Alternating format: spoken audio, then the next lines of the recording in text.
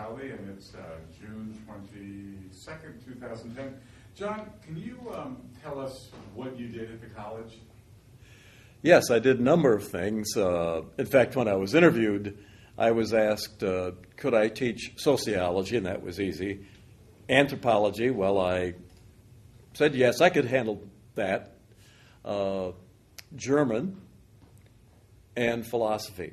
Fortunately, German eased out, and I never had a chance to teach German, but I taught philosophy occasionally, but primarily sociology, and then gradually I developed my own skills in anthropology, did a number of workshops, summer workshops and things like that. And at one point, anthropology became more important to me than sociology. But that shifted back some, and sociology, especially sociology of marriage and the family, that became my sweetheart. What year were you hired? 1969. Was this your first college teaching position?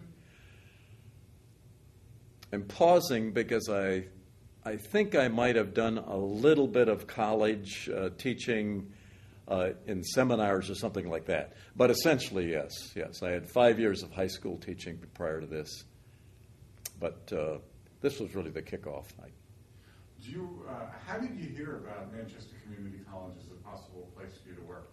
Oh, the New York Times, the Sunday educational ads.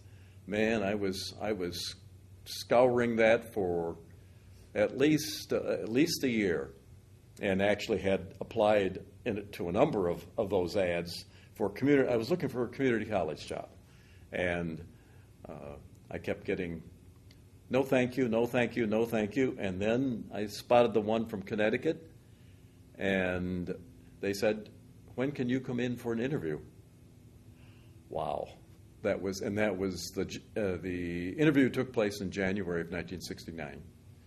What was the interview process or the hiring process Back then? back then? Well, the staff was probably compared to today, significantly smaller. And I was first interviewed by Jim Tatro, Eleanor Coltman, the German teacher whose name I forget, and then eventually Dr. Lowe. I think there may have been some other, they were taking me here, taking me there, this was, by the way, at the Hartford Road campus. And I have to say, when I walked in and went downstairs, I wanted a cup of coffee. I'm always early. I got a cup of coffee and sat down next to a student, a fella, and just started asking. He was not studying, so I was getting as much priming as possible. And that was the only bad thing was back then they could smoke in the building. And oh my Lord, that was sort of a cafeteria then, and the smoke was awful. Were students allowed to smoke in class? No. Although I suspect there were rumors that there were some professors that smoked in class. I didn't. I never smoked. So. So you met with a group of people from the college. Were you hired that day? Or no. They said it was a very good interview. I think it was Eleanor Coltman who I said goodbye. Said goodbye as in the name of the college. That was a very good interview, and we want to hire somebody. There are other candidates as well, and we want to hire somebody within several weeks. So obviously you got the job offer. I did. What are your impressions from the early part of your teaching career, late 60s, early 70s? Oh boy. Impressions as in terms of my bosses or the president or the students? Let's talk about the faculty and administration. What are some of your remembrances of the faculty and administration? Well, even back then, the faculty was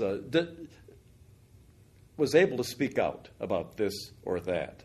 I remember one, pretty sure it was my first year or second at the latest, when we had these once-a-month Friday night gatherings in that cafeteria. That was the only place big enough to have the whole faculty together. And Dr. Lowe was presiding, and he and Dr. Fenn were presenting a program, real quickie PhDs, so-called PhDs, Florida PhDs, and we gave him hell. Dr. Lowe, when he would get angry, he would not scream or anything, but his face would begin to flush like this. And he was really upset by this. And a lot of us, though, were upset with, that's the one time I was really upset with Lowe. Because he had a legitimate PhD. He was a very fair person, strong but very fair. And why he would go in to this area of what I've never considered them PhDs, even though several of the faculty got the quick and dirty ones. So was one of the intents of the meetings to encourage faculty to enroll in these PhD programs that would... Well, first it was, I think, the first was to back it. And so we would all, or many of us, like myself, who did not have a PhD, might consider that. And then secondly, yes, too. And indeed, there were 3 other people that did go that route. What are your recollections of some of your colleagues among the faculty back late 60s, early 70s? Oh, well, I was in the social science division, and I was very much impressed by the fact that these men and women had great backgrounds. From conversations with them over lunch or going out having a drink sometime, they talked about, not about their teaching as such, but ideas that came up and so on. And they're strong. I think it was a very strong division in terms of the background they had. Many of them had taught in high schools first, and that's a good way to begin, I think. And they're also smart as heck. We had a few PhDs, mostly master's degrees, but I think of people like Marianne Hanley and Bill Dowd and people outside the division as well. I hate to just mention those 2 names, but because there were so many I was really impressed by them. And I wanted to be part of them, and it was also, by the way, the social division. We were the most active socialists, if you will, socializers. Not socialists politically. No, getting together. Some of us played golf together, but parties and then of course when in the horrible Denison days the social science really had a number of people who worked very hard to expose what we thought were the tremendous weaknesses of that precedent. And in fact, we were able to take it all the way to the board of, what do we call it now? Board of Trustees, the Board of Trustees, I guess. Yeah. How about the students? You were teaching 69, 70. I mean, that was a period of great campus unrest around the country. What was the student body like here? Well, first of all, I started in 69, and the Vietnam War was not quite winding down yet. And there were, I had some vets. I would say in general, most of the students were just coming there to find out if they really were college material. The older people that came, though, who were probably more scared than the younger ones, they were always just about the best students, because they knew they had only so much time to give to the college. They wanted their degree and so on. But the students were, I have very fond memories of a great number of them, and in general, while there would be, I had my confrontations, people that thought that that B minus should have been an A plus and that kind of thing. But in general, I found them really a lot of fun to be with, in the classroom even. And by and large, they did well. There were some that didn't. I liked the students, I really did. Now, as I recall, the spring of 1970, there were shootings at Kent State. Yeah. And throughout America, there were campus-wide strikes. Mm-hmm. Did that type of activism seep into MCC? Oh yes, yeah. It definitely increased. I myself had taken one course at that college, at Kent State, and so I knew the area where those 4 students were killed. That's just a minor thing to mention, but I mean we had to. The students, and I forget the name of the president of the student senate, but close the college down. This is too important. This is something so terrible that's happened. Let's close the thing down. And so with let's see, Dr. Lowe he was still the president. He agreed once this was put before him that we could indeed, students want to take their final exams, they can. If they don't take the exam, though, the teacher is going to give them whatever grade they have right now, average it out, and that's it. And my memory is that it either gave no exams, final exams, in that May, or just a few. The students, by and large, tended not to be very activist, but this really, at least a number of very strong people, young people, they really got into it. Now you worked here until the early 90s, or? I retired in June of 1995. So over 26 years. 26 years. Mm-hmm. How did you see the college evolve? Well, of course, there's the building issue, and I mean, we went from offices above Hale and House and Hale or something on the main street, second floor. There were the offices, or to 1971. This incredible. We thought, oh my God, we have our own campus. We no longer teach at the high school, or because that's where we started, at the high school after 3:00. And then in the early 80s. Well, what happened in 71? What should we call it? The boxcar, the prefab buildings went up, but it was the first time that we owned property of our own. We rented at the high school, and we rented whoever owned that building on Hartford Road. So this was ours, and we also knew that we had something like, a lot of acres, so that there was going to be expansion at some time, and that happened with a Low building, and in 84, I think we entered that building. What do you feel when you walk into the college today, which is certainly a far cry from Manchester High School and Hartford Road? Yeah. I'm happy that we have such an enlarged, notice me, I still say we, such a large campus. To have a studio like this, it's just remarkable. I remember John Murray can certainly remember times when it was more like a bathroom door or something like that, and that's where he took pictures. But this is outstanding. So I'm thrilled that this is the way things have developed.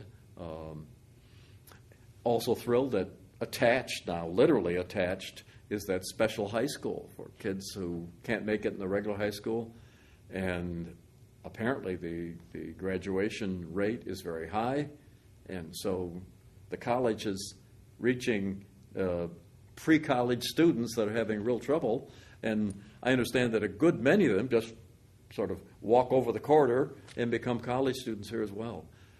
I'm thrilled by it. I never thought it would happen, I never thought the legislature would provide the kinds of money that they have over the years, and I'm thrilled about that. I want to tell you a short story, though, that when I was going all the way back to when I was hired. Yes, I was hired, and about a year after I came here, I became the chairperson of the social science group. And I was looking for part-timers, and I found in the among the part-timers this unusual letter that said, "Dear Mr. Tatro, no, I will not take that position of sociology because I have to have the associate professor pay level, and that has been denied, so I withdraw my application." Apparently, I was number 2. I took that paper. My boss, Jim Tatros, was in his office, and I threw it down on his desk, and I said, "You chose him over me?" Pretending to be angry. He was really, John, you were never supposed to have seen that. But that's also part of the, Jim Tatro was a terrific division director. I wish he had been able to stay at the college longer. Who are some of the other individuals that you remember, either positively or negatively, over your 26 years here? Oh boy. I remember, well, I have problems with names, so I may ask you, actually. That's one of the things that's kind of flittered away. But Bob Vader, strong, powerful, also a terrific musician. But boy, on politics, he was very strong. Bill Dowd, what a force for what is right and wrong. From his point of view, but I agreed with his point of view just about 99% of the time. Marianne Handley,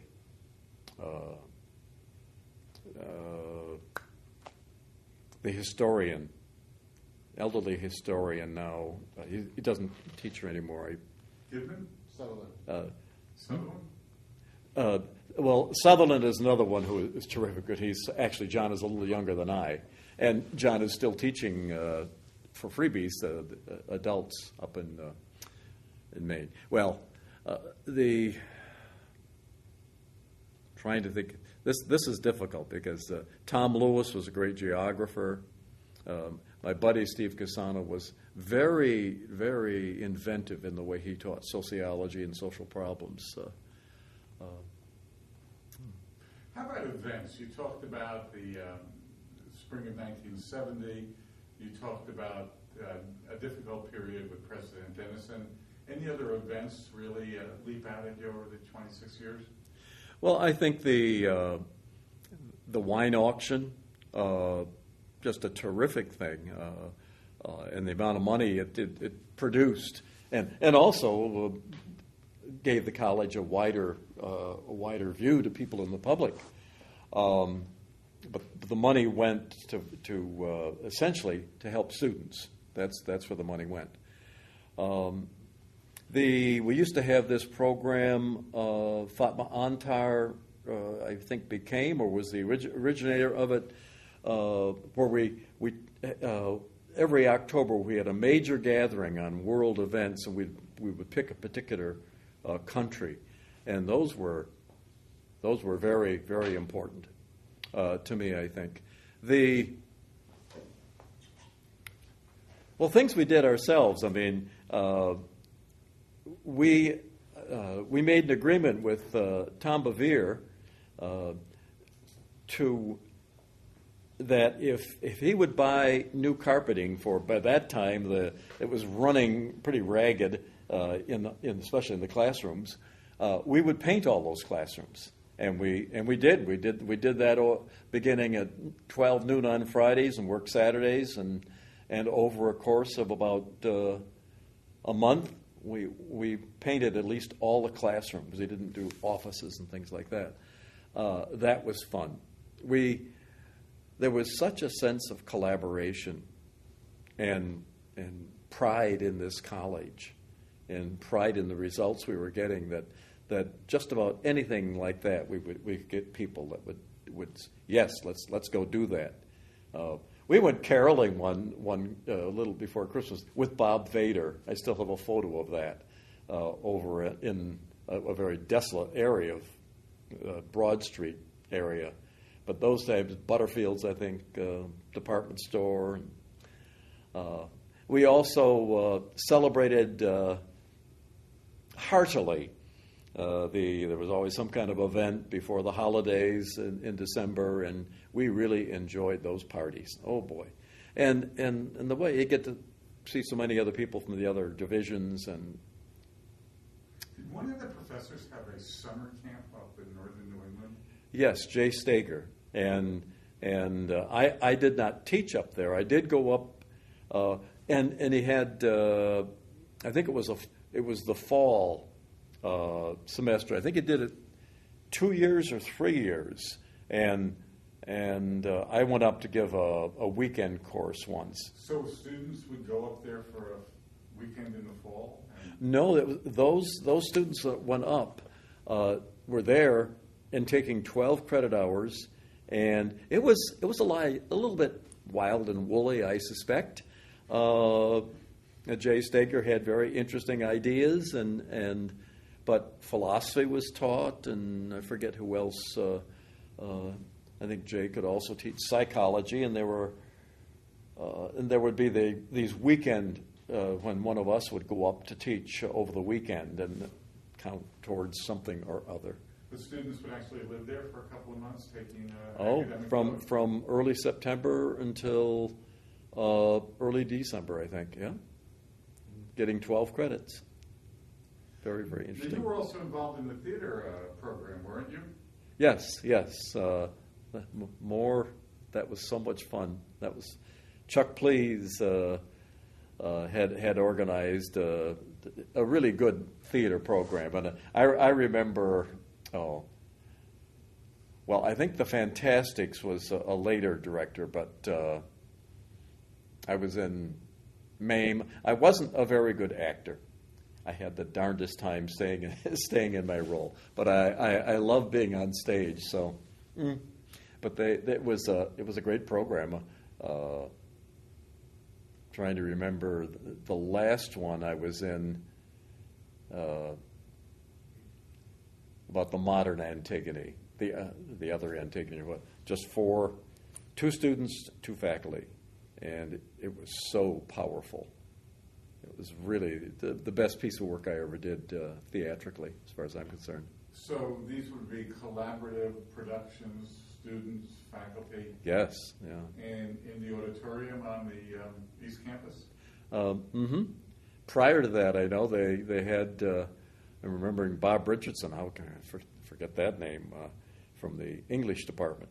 Was it Tartuffe or something that they put on up in there was a somewhat larger room up in the Hartford Road campus building, and that was really a terrific theatrical event.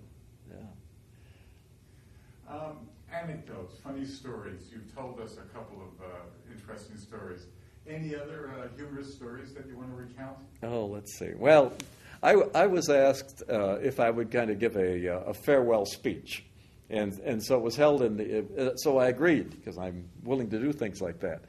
And what I did was do a kind of a look over the 25 or 26 years that I was here. And I decided to name the 4 presidents. I left out one who was just here for 1 year as cool things off. But so Dr. Lowe, I said Dr. Lowe was a lion. Strong man, strong views, but a great figure. The extraordinarily troublesome President Denison, I called a weasel. After that 1 year with a stand-in of forgetting the name of what was his name? Well, I forgot. The third president, I called a Cheshire cat. You could never figure out what he was thinking. He also drank too much. You may want to delete that. And then here is Dr. Dowby sitting in on one, and so I called him an English bulldog. He just, once he sunk his teeth into something, he would not let go. And he and I had we got along well most of the time, but we had some difficulties too. That's for sure. We were all disappointed when, or most of us were disappointed when he said we could no longer have alcohol at the Christmas party, and even when it was off campus. Well, that seems a little. How can you do that? But I think he made it be on campus. Oh my goodness! I should have a zillion anecdotes, and I'll remember a great many of them. I remember the times, a couple of times when the budget was going to be very, very low, and students and faculty got together. The faculty arranged, of course, and both on campus you can sign these things, or you can come with us to talk to individual senators and representatives, and it helped. It helped. We didn't, as far as I can recall, we didn't get layoffs. We did have to take, I think it happened twice, we did have to take a day off without pay. Or I said, hey, it's a day on without pay, but okay, that's fine. If we help to balance the budget, that would be fine. I remember at the end of her interview, Fatma, and I guess, I forget whether I was, at least I was on the interviewing group. And at the end of the, once it was finished and I was walking her out to the car and so on, and she said, "Now, John, you have to hire me. I really am the best. Tell me I'm the best." And I said, "You had a very good interview." And indeed she was hired. And Fatma, I think, is still here. And during that long time that we were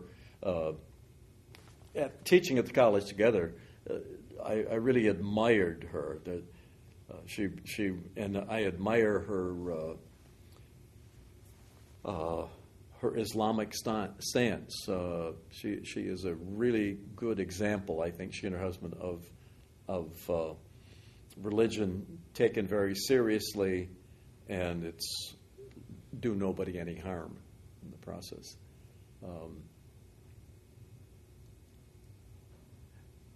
Eleanor Coltman would give parties at the I think they can't remember the end of the year or Christmas or both, and she was a fantastic person, just a fantastic person, but she was also a great hostess, and we had a lot of fun at those parties, and I think that's socializing.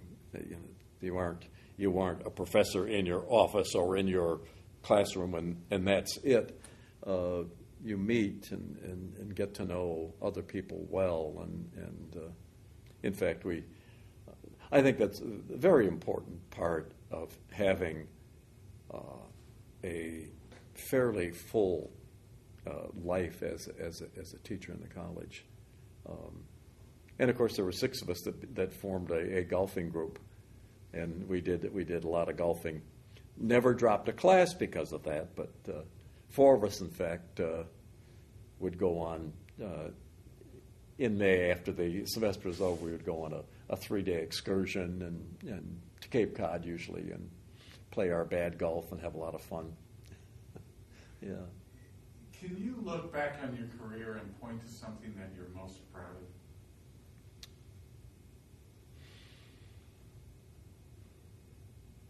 Well, I think I was a really good teacher, and I really tried to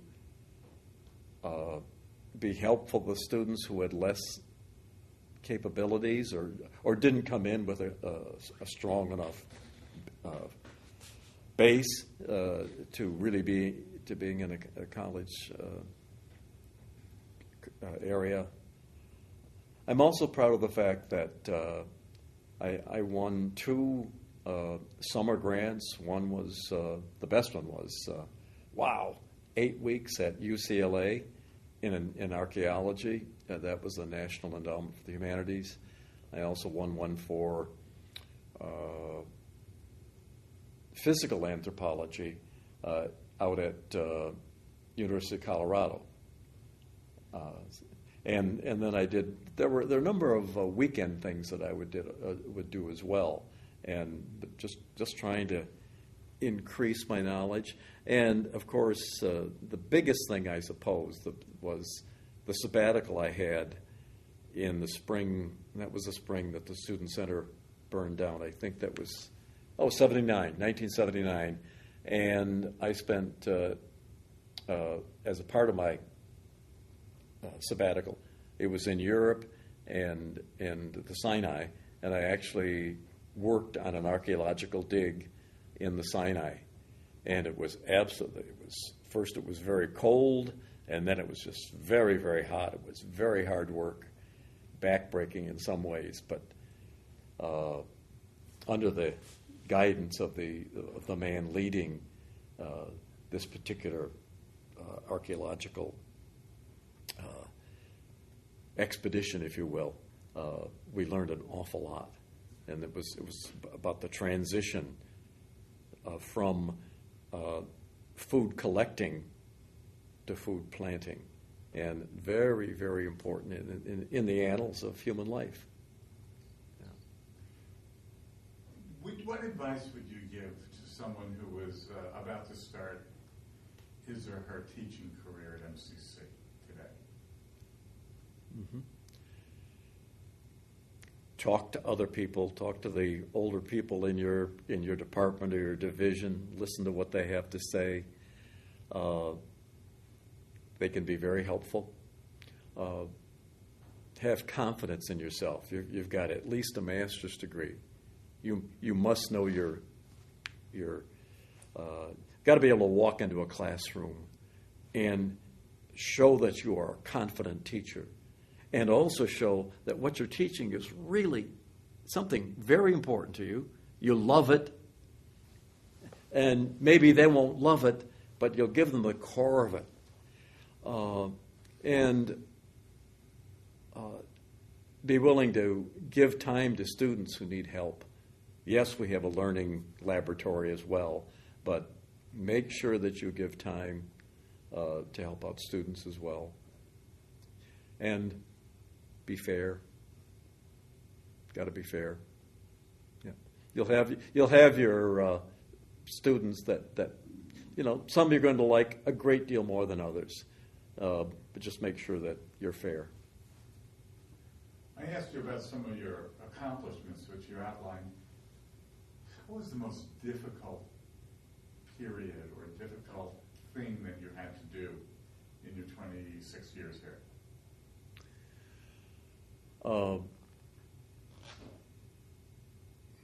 Well, there were two of them, I think. One was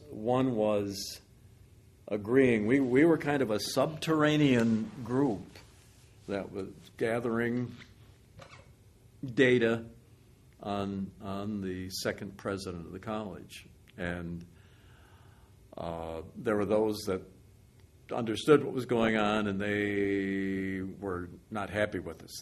They said, "You don't have the right to do this," and we thought that it was in the college's best interest that this president be assigned elsewhere. That was very difficult.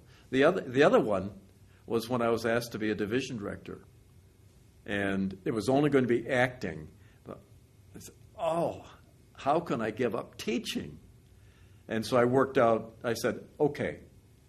I did not want to be a division director. I wanted to be in the classroom. But we worked out a deal whereby I could teach one course a semester, so I would still have that classroom. And then in the course of being a division director, there are issues that arise. Things happen. A teacher is not quite doing her or his job, and you have to bring them in and talk to them. It's didn't happen often, but there was one particular case that was just very painful, very, very painful. The teacher was really brilliant teacher and all, but there was a certain aspect that had to be dealt with. Anything else that we haven't covered that you'd like to discuss? Oh boy. Well, I'm thrilled. This is in this today. I'm thrilled that we're going to have this kind of resource 20 years from now. I'll be gone at 20 years from now, but so that I'm in the group that is working on the early ages of the college, and yes, there's quite a bit of data, but oh my goodness, if we had a number of these sessions to offer, it would be terrific.